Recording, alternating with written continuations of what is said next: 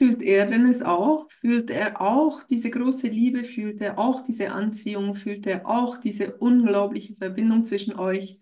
Das fragen sich viele unter euch, die zu mir kommen oder die kommentieren. Ist eine häufige Frage, dass man sich fragt, ob das Gegenüber eben genauso empfindet oder ob man sich das alles nur einbildet, dass es eben gegenseitig ist. Es geht um Dualseelen, Seelenpartner, große Liebe, wie auch immer man das nennen möchte. Einfach die Person, von der du denkst, hey, die ist perfekt für mich, die passt perfekt zu mir. So habe ich noch nie empfunden, so habe ich noch nie gefühlt. So eine Symbiose, so eine Nähe, so eine Verbindung habe ich noch nie erlebt. Um diese Verbindung geht es hier, wie auch immer wir das nennen wollen. Die, die mich kennen, wissen schon langsam, dass ich mich mit Begriffen und Bezeichnungen manchmal ein bisschen schwer tue, am liebsten alles loslassen würde und einfach nur von der Erfahrung sprechen würde. Und das werde ich vermehrt natürlich auch tun, mache ich auch so im Coaching. Es geht wirklich einfach darum, dass euer Erleben im Zentrum steht, dass das, was ihr empfindet, was ihr durchmacht, was in euch vorgeht, das steht im Zentrum. Und als Folge davon steht die Arbeit an euch im Zentrum, das Hinschauen, was ist hier los, was wird ausgelöst, was bewegt diese Person in mir, was zeigt mir diese Person, was zeigt mir die Verbindung. Und darum geht es wirklich. Jetzt ist aber die Frage natürlich berechtigt, auch in diesem Rahmen, ne? Auch im Rahmen des, okay, es geht um mich. Schön und gut, habe ich verstanden. Und trotzdem, ich weiß, was ich erlebt habe. Ich weiß, wie echt sich das angefühlt hat oder auch immer noch anfühlt. Ich kenne das On und Off, das Hin und Her, das zurückgewiesen werden, dann doch wieder die Person, die auf mich zukommt. Wie auch immer das aussieht in eurem Falle. Ne? Das ist, jede Geschichte ist ganz individuell, jede Situation ist individuell. Es geht einfach darum, dass etwas da ist, was ihr in dieser Form, dieser Vehemenz, in dieser Intensität noch nicht so gekannt habt in den meisten Fällen und wo ihr jetzt einen Weg finden möchtet oder auch findet, damit umzugehen. Und da besteht die Verlockung, man kann es auch Falle nennen, dass man, gerade wenn die Kommunikation eingeschränkt ist mit der anderen Partei, dass man sich all diese Gedanken macht, ob und was genau im anderen vorgeht, ob er das auch so spürt. Und tja, es geht darum, euch zu vertrauen. Vertraut, dass das, was ihr fühlt, im anderen, beim anderen auch wirklich so ist. Das ist jetzt aber mit Vorsicht zu genießen, denn ich bin nicht hier, um euch zu sagen, so und so fühlt euer Gegenüber. Ich spreche absichtlich von Gegenüber und nicht von Gefühlsklärer, weil ich finde, es gibt nichts Schlimmeres als dieses Wort Gefühlsklärer, weil das völlig die Realität verklärt von dem, was wirklich stattfindet, weil der Herzmensch, der sogenannte, wie ihr langsam schon wisst von meinen Videos, gar nicht immer so sehr im Herzen ist, wie er das eigentlich meint und genauso Gefühle klärt, wie das der andere allenfalls gemäß denen, die diese Definition erfunden haben und auch gerne anwenden, tut. Also ja, wir sprechen einfach von diesem Gegenüber, das höchstwahrscheinlich nicht diese Videos guckt, das höchstwahrscheinlich nicht gegoogelt hat, große Liebe, Anziehung, was soll das Ganze? Und dann irgendwann auf das Thema Dualseelen, Seelenpartner, ähm, Partner des Herzens, Traumpartner, Herzenspartner. Es gibt unzählige Bezeichnungen dafür und ich weiß, ihr springt mir jetzt schon wieder an die Gurgel und sagt, nee, nee, nee, das sind alles verschiedene Dinge. Yvonne, Achtung, Achtung, mach deine Hausaufgaben, du weißt nicht, wovon du sprichst. Ja, dann tut das mal gerne. Ich bin ja hier im sicheren Ende des Bildschirms auf der anderen Seite und kann nicht so schnell angegriffen werden. Nee, aber Spaß beiseite.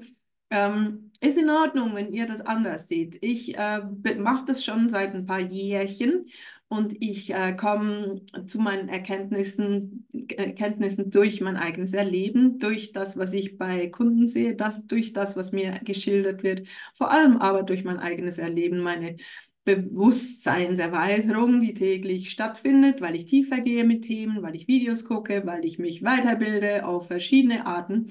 Und vor allem einfach auch, weil ich mich selber, meinen eigenen Prozess des Heilens, des Erwachens, des Finden zur großen Liebe verschrieben habe.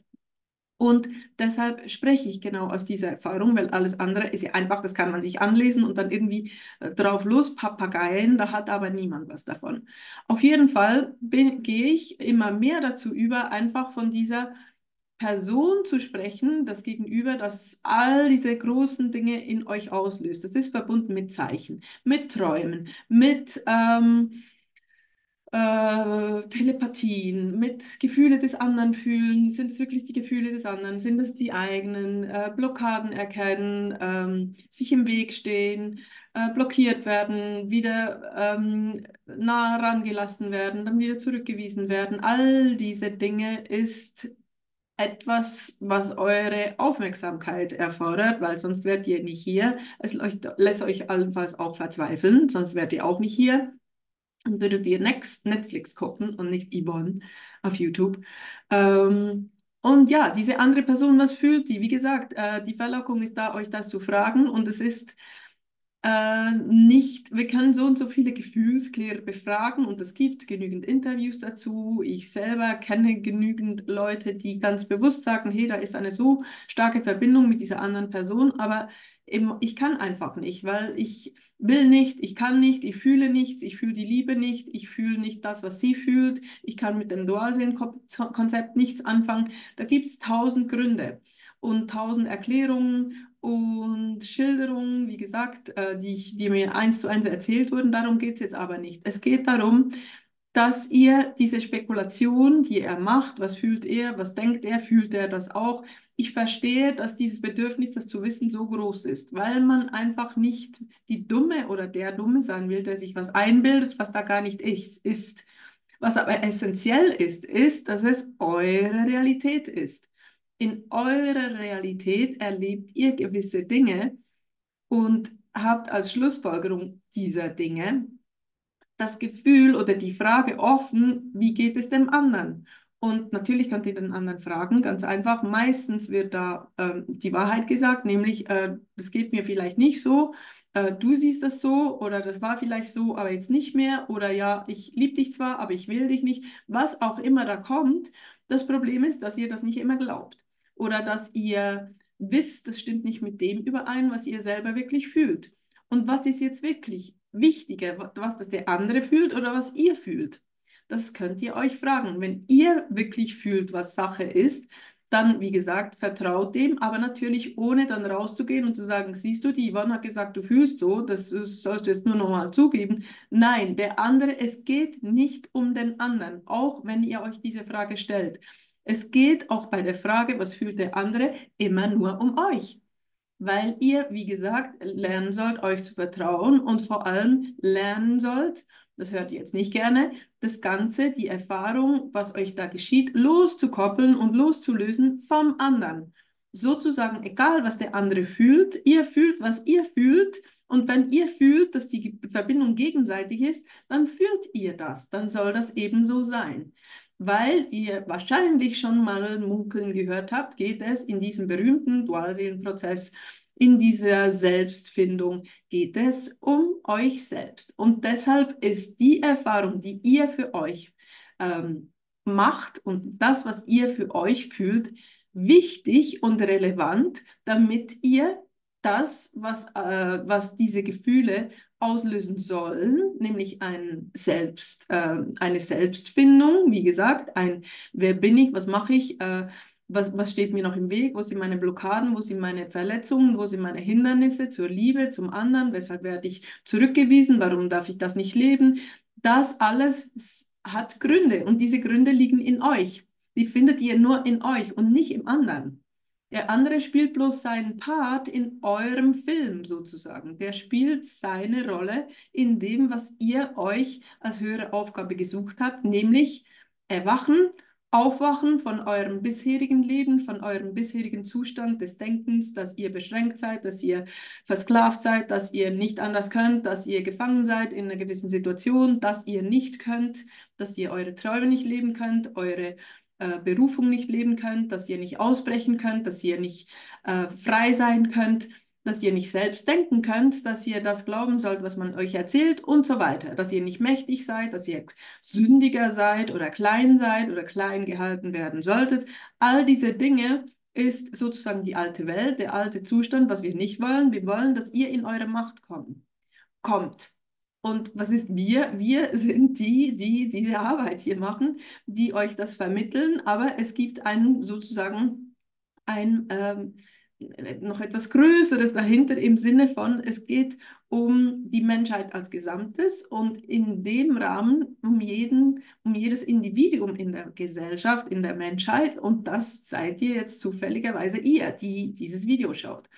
Und es geht darum, jeden Einzelnen in dieses Erwachen zu bringen, dieses Aufwecken, dass man eben nicht mehr versklavt ist, dass man auch nicht mehr getrennt ist vom Universum, vom Göttlichen, von der göttlichen Anbindung. Wenn ihr das Wort Gott nicht mögt, ist verständlich, weil das wurde ja so misshandelt, das Wort Gott, und so negativ behaftet durch alle möglichen Religionen, durch alle möglichen Kriege und Undinge, die geschehen im Namen Gottes. Also ist kein Wunder, habt ihr da ein Problem damit, ist völlig okay. Auch das kann man anschauen und heilen. Und ne, ich bin ja Coach, ich helfe euch dabei bei genau solchen Sachen.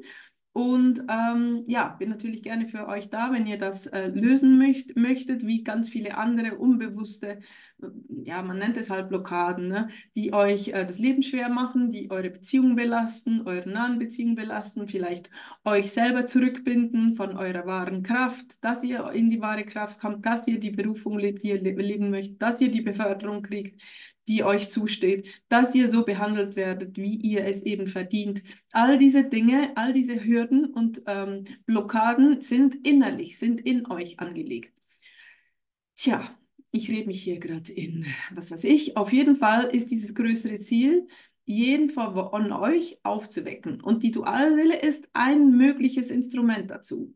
Es geht, ich wiederhole mich, werde mich noch tausendmal wiederholen, es geht nicht um die andere Person. Es geht einfach nicht darum. Und in diesem Realisieren dieser Tatsache kann man immer tiefer gehen, im Sinne von diese Tatsache immer tiefer verstehen, tiefgründig, nicht tiefgründig, aber tiefer verstehen. Und ja, das Bewusstsein erweitert sich, was es wirklich bedeutet, dass es nicht um die andere Person geht.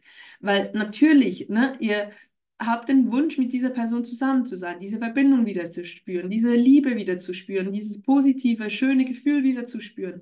Wenn ihr schon zusammen seid, habt ihr das Bedürfnis, dass die Qualität noch besser wird, dass ihr noch mehr Zeit zusammen haben dürft, dass ihr euch weniger triggert, dass es weniger schmerzhaft ist, allenfalls, wenn es ungeheilt ist, dass es erfüllender ist, dass jemand euch wirklich erkennt in der Tiefe, wer ihr seid und dass ja, euch in der Tiefe liebt und erkennt und dass ihr gegenseitig und zusammen wachsen dürft und weiter heilen dürft und weiterkommen dürft, das wünscht ihr euch.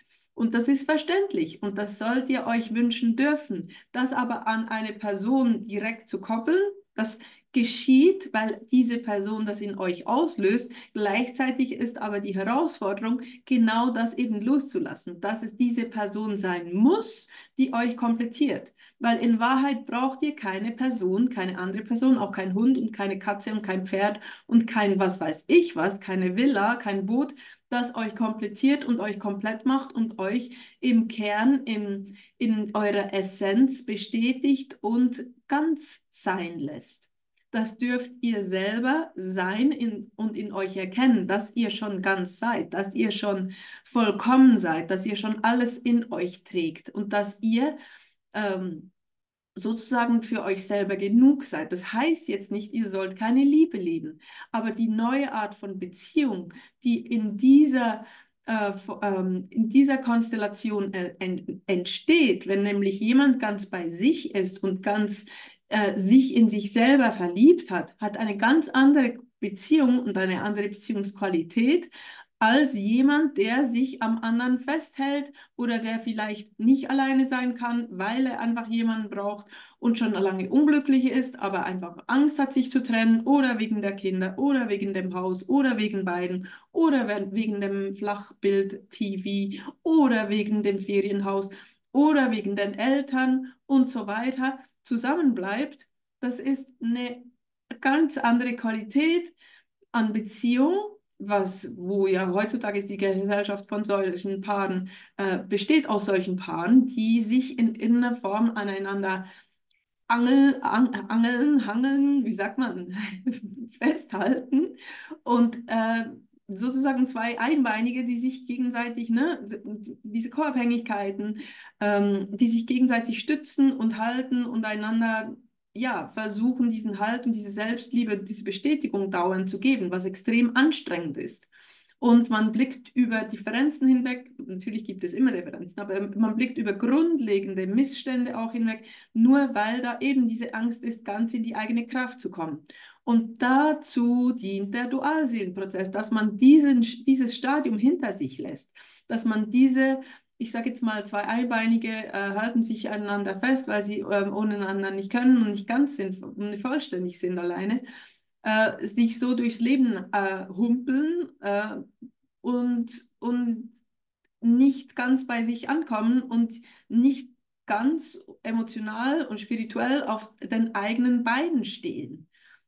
Und darum geht es, dass diese neue Form von Liebesbeziehung auch, natürlich auch sind alle anderen Beziehungen betroffen, diese neue Form von Liebesbeziehung eingeläutet wird und zur neuen Normalität werden darf. Und eine Gesellschaft, die so aufgebaut ist, mit zufriedenen, geheilten Leuten, wo jeder in sich ruht und in seiner Selbstliebe und auch in Liebe für alles, weil alles ist eins, ne? Das ist auch gilt auch in diesem Prinzip nicht nur, ich bin eins mit der Dualseele, sondern man ist eines mit allem. Und wenn man in sich alle Aspekte angenommen hat, hat man im Außen kein Problem mehr mit dem Anderssein der anderen, weil man ja diese Aspekte in sich entdeckt hat und integriert hat. Entschuldigung. Und das macht eine ganz neue Gesellschaft. Und darum geht es. Darum die Frage, was denkt der andere, ist legitim, ist verständlich, ist normal, dass ihr euch diese stellt. Einfach liebevoll euch davon wegführen wieder und euch immer wieder sagen, es geht um mich, es geht um meine Gefühle, alles, was in mir ausgelöst wird, alles, was ich bei mir fühle. Natürlich kann mich fragen, sind es die Gefühle des anderen oder sind es meine? Empathische Leute dürfen sich das generell immer fragen. Und ich habe Videos dazu, wie ihr am besten damit umgeht. Aber grundsätzlich bleibt bei euch immer wieder, auch wenn der Blick kurz weggeht. Deshalb, was fühlt er? Fühlt er das auch? Ja, nein, vielleicht, who cares? Gut, damit, ich sehe euch beim nächsten Video. Danke fürs Hiersein, freut mich sehr und bis ganz bald. Tschüss.